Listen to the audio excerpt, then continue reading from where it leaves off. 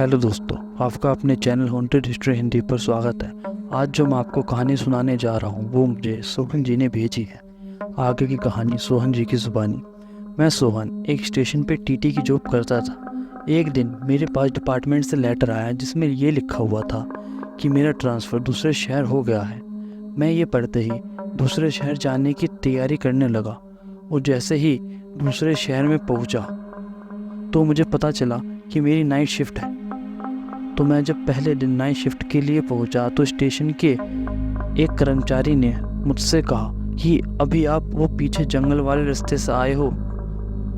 तो मैंने सोचते हुए कहा कि हाँ, मैं तो उसी रास्ते से आया हूँ। जब उन्होंने मुझसे और कुछ नहीं कहा और अपने ऑफिस में जाकर बैठ गए तो मैं ये देखकर सोच रहा था कि इन्होंने मुझसे पूछा क्यों। मैं भी थोड़ा बिजी था इसलिए इसके बारे में भूल गया। ऐसे मुझे कुछ दिन बीत गए। एक दिन मैं अपने साथ काम करने वाले आदमी से ऐसे ही पूछ बैठा कि इस पोस्ट पे जो पहले काम करते थे उनका ट्रांसफ़र कैसे हो गया। तब उन्होंने बताया कि एक बार वो रात में हाफ ड्यूटी करके घर चले गए। जाते वक्त तो वो बिल्कुल सही थे, फिर अचानक से हमारे पास फ़ोन आया कि उनका एक्सीडेंट हो गया है। हम तुरंत वहाँ पहुँचे तो उनकी गाड़ी पेड़ से टकराई हुई थी। अब तक एम्बुलेंस भी पहुँच गई थी। हम सब ने मिलके उन्हें गाड़ी से निकाला तो वो कुछ अजीब सा बड़बड़ा रहे थे।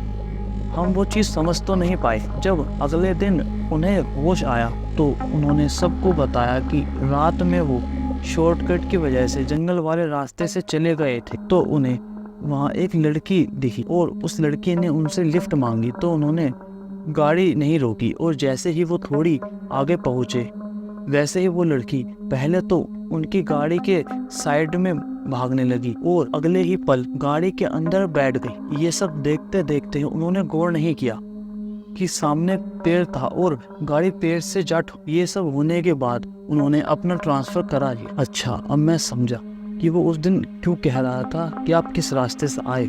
अब मुझे भी ये सुन के डर लगने लगा था और मैंने भी उस रास्ते से आना जाना बंद कर दिया। पर एक मनहूस दिन आया।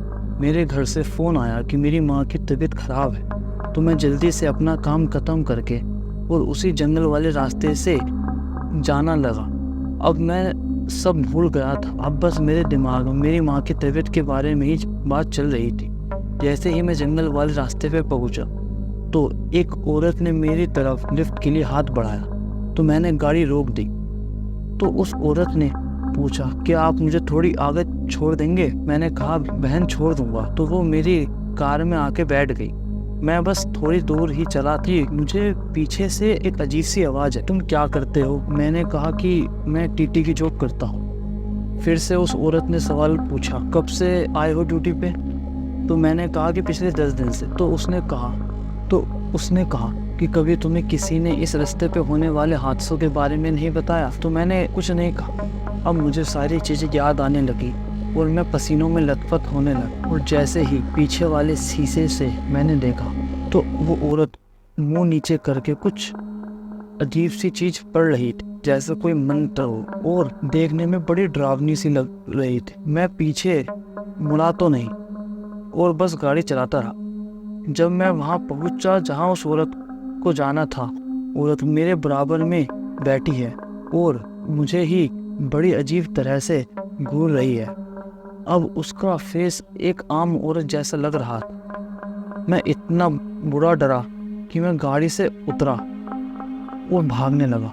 बिगर पीछे देखे मैं भाग रहा था। भागते भागते मैंने क्या देखा कि वो औरत अभी तो मेरी गाड़ी के बराबर में खड़ी थी और दूसरे पल वो मेरे बराबर में खड़ी हो गई। मैं डर की वजह से बड़ी बुरी तरीके से ज़मीन पर गिर गया और वो औरत बड़ी अजीब सी आवाज़ में बोली कि जा, आज तेरा दिन अच्छा है क्योंकि तूने मुझे बहन बोला है।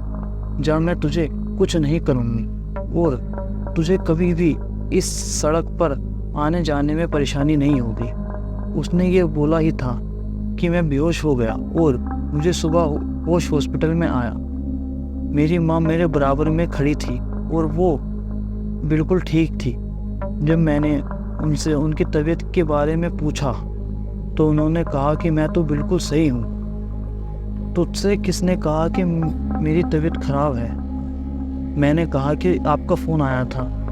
फिर वो बोली कि मैंने तो तुझे कॉल ही नहीं करा। अब मेरा दिमाग ख़राब होने लगा था कि जो मेरे साथ रात में हुआ था ये था क्या।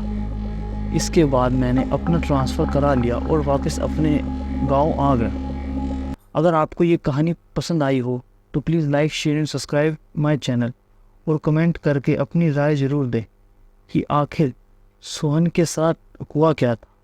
Thanks for watching my video.